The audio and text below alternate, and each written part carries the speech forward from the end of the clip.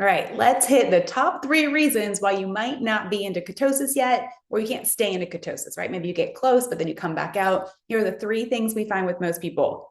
Number 1, no doubt in my mind, is probably the issue. You are not getting enough fats. You're eating a lot of meat and you're eating a lot of protein, but you're not balancing it with enough fats. When you eat too much protein without getting that fat balance, the proteins will turn to glucose. They'll turn to sugar. Over time, your body will need more energy that it's not getting from fat, and it's going to create its own sugars, and that's going to pull you away from ketosis over and over and over again. And I think it's so contrary to what we were taught for so long, but we actually need way more fat than you think.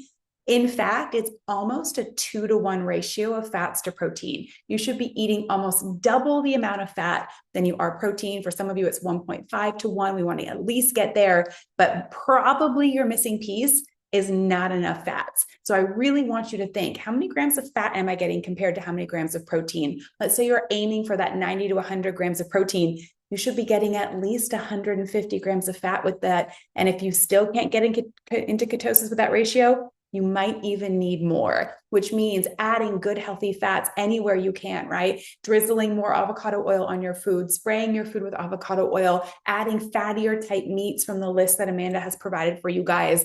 Some of you adding something like MCT oil, right? Extra good fats, brain octane oil.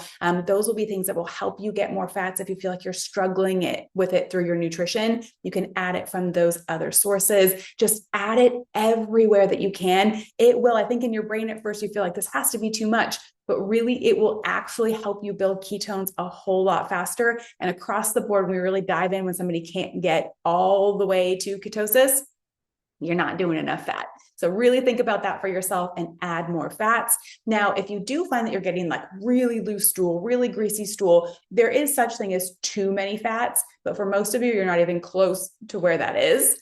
You also might find if you're feeling kind of jittery, if you're feeling anxious, if you're feeling like you're still hungry, those are also signs that you're getting too much protein and not enough fat to balance it out. You should feel so much more satisfied. You shouldn't be hungry. Your body should feel calm. Your brain should feel clear when you're getting those right ratios. So consider that first, add more fats, and then think about these next 2 things.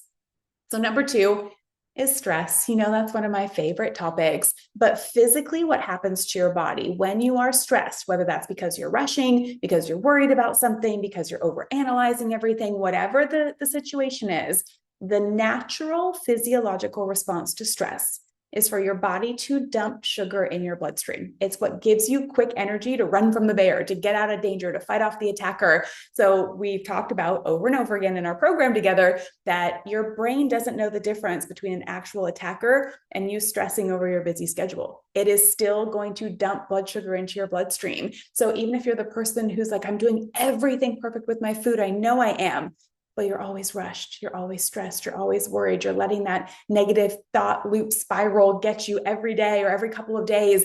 If that is happening, you are dumping blood sugar into your bloodstream and you are not going to get into ketosis that way. So really make sure you are managing your stress. Do the primal breath work at least once a day. Do it multiple times a day if you need to.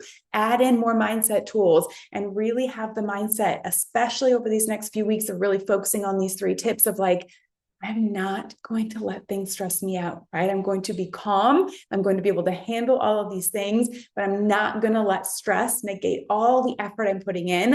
And that could be one of the big reasons you haven't fully transitioned into ketosis yet.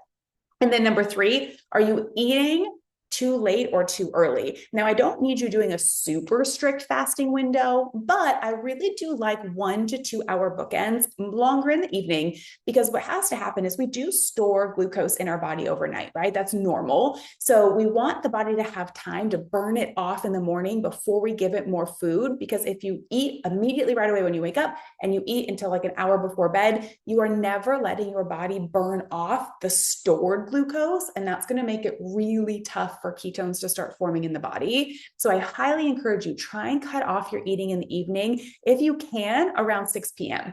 I would say latest 7 p.m. and have at least 2 hours before you go to bed. We want to burn off that stored glucose. If you can do even narrower, I really don't like to eat. We eat dinner normally around 5:30, and I try to not eat again after that. That's where I feel my best. So you can go a little bit earlier if you want, or if your schedule doesn't allow for that, and 6 or 7 is your latest.